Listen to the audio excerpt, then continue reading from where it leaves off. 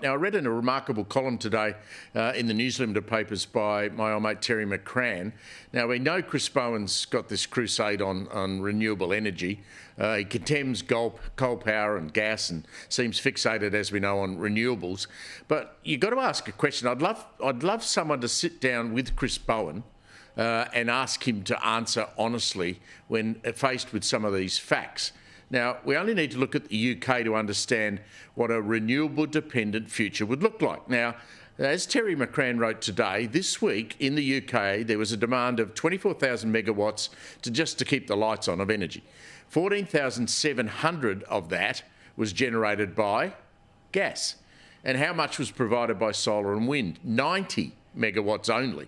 Joining me now to talk about this is the great Terry McCrann. Terry, you did the numbers. That was quite extraordinary. I mean, obviously the weather conditions were such that there was no wind and there's never much sun in the UK. So they were reliant on gas, but we're going to get rid of all that gas and coal. Let me just take you through it, and the viewers, very simply, Steve. What we see in the UK, it laid out in crystal clear terms, is the absolute catastrophic disaster we are rushing to embrace, thanks to Chris Bowen and the Labor government more totally, and I have to say to some extent the opposition as well, who've really set the basis for all this. In the UK, they theoretically have enough wind installation to supply something like 70% of their power, with the one obvious proviso, provided the wind is blowing. When the wind isn't blowing, what do? They fire up these gas generators. They've got gas generation which is about equivalent to 8 or 9 Liddells, 8 or 9 Yalawns in the Latrobe Valley in Victoria. Big power stations that can generate, as you say, 15,000 megawatts. They've also continued with nuclear. They've got some significant nuclear capacity.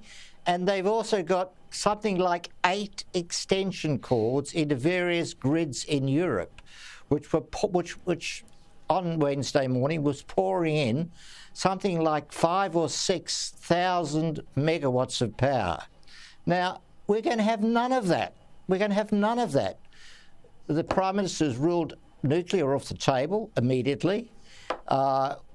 There's all sorts of objections to building gas-fired stations. We've got a couple, but nothing like anything which would cover any sort of significant demand. And of course, we have no power cords except to Tasmania. Who are we going to link up with? New Zealand, Indonesia? And as I wrote, maybe the moon. I mean, where if the wind is not blowing, when we've totally committed to this wind and solar future, if the wind isn't blowing and the sun isn't shining, where are we going to get the power from? It's as simple and reality and brutal and potentially catastrophic as that.